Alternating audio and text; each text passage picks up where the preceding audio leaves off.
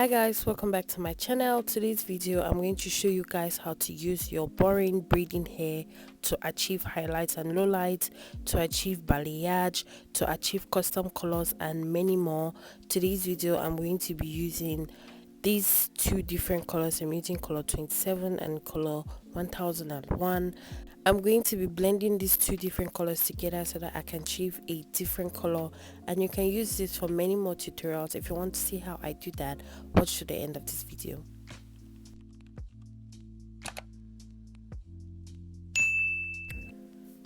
Okay, so materials for this video is a pair of scissors, some thread. Yarn is my preferred thread, and the braiding hair you're going to be using. Here I have color 27, and I'm just showing you guys the packet so that you know that I'm actually using color 27. And then for the other color I'm going to be blending it with is color 1001. This is a very bright white color, and as you can see it is really so bright, and I was afraid that it was not going to match very well with my complexion. That is why I am blending it in the first place. So yeah, I also have the color 27, and I'm just showing you how it looked on my skin tone. And right now I am going to show you the color 27 and color 1001. So for this tutorial you're going to need to unbraid the hair, because braiding the hair comes in like a very big braid. So you're going to start by loosening out that braid and unbraiding it. You want to do this very carefully so that you do not tangle the hair. Don't be like me, be very patient, and everything is going to come out very nicely and smoothly. Once you've taken out the braids, you're going to snip your hair. You're going to cut your hair into whatever part you want it, depending on how long you want it.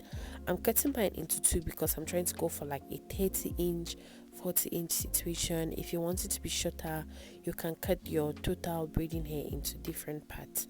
The next part I'm going to go on to is stretching the hair, or as people call it on YouTube, feathering the tips of the hair.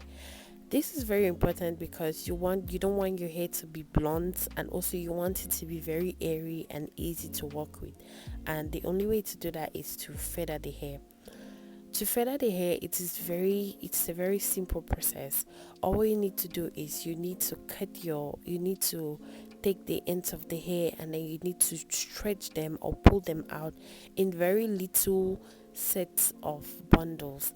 I'm talking about like two strands of hair, 2 to 3 strands of hair, 4 strands of hair, just like that. You do not want to pull a lot of hair at once, because if you do that you're going to end up having just a blunt cut, and this is very important if you want your hair to look very nice, uniform and airy.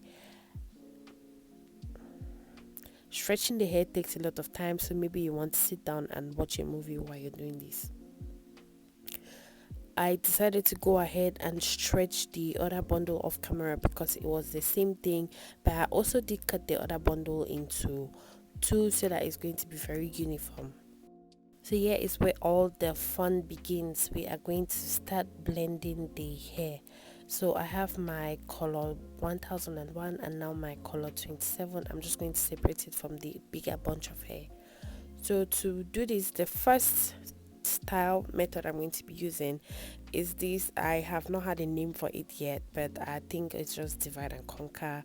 What you do is the two different colors of braiding hair you're going to use, put one on top of each other, and then just start separating them right down in the middle. By doing this, you're going to mix the hair together, and it's going to create some sort of color combination or what. This, I will not advise you to do this because it is going to create very chunky like coloring. If you want a situation where you're doing like highlights and lowlights, or if not really highlights and lowlights, but if you want a situation where you are trying to just show a different kind of color of hair, yeah, basically highlighting the hair, this is what you should use. I will recommend this because the hair is going to be very bold, and it is going to be very shown. It's not going to be blended and matched in with the other hair like in the other method. So this is method 2. This one you use it for more like if you want to merge two colors to make it one, or if you want low lights on your hair, this is what you should use. This is the method you should use. This one is also kind of time consuming, so as always I will advise you to do something to distract yourself while you're doing this, because it's actually very time consuming. So the tea with this method is you're going to pick one strand, not really one strand, but 2 to 3 strands of each color of hair simultaneously.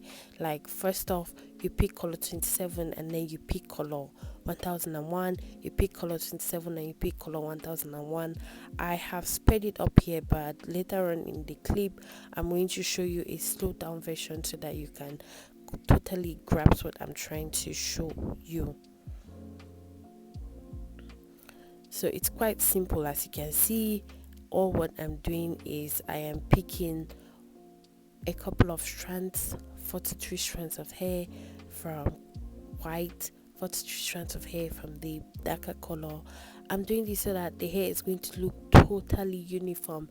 It's going to be blended, it's going to look nice, it's going to look meshed and cohesive, like you colored the hair.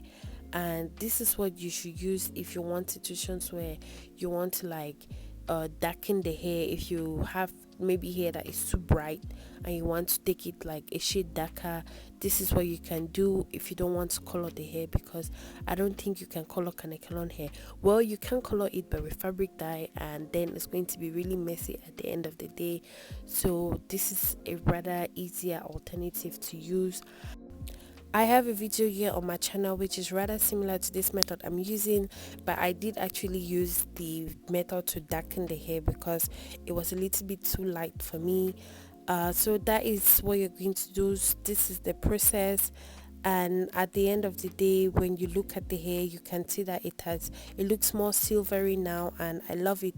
So this is the end results after I go ahead and I merge and I mix and I blend all the bundles together. If you are confused on what to do now with the hair, you can actually braid your hair. People use this a lot to braid hair. Or look no further, I have videos on my channel here where I use this braiding hair to make weave and make hair bundles, and it was a blast. You can use this for cosplays, you can use this for drag hair tutorials, you can use this for basically anything you want to do. The bundles are pretty cheap and sustainable because Kanekalon hair is actually heat resistant, and there's a lot you can do with it.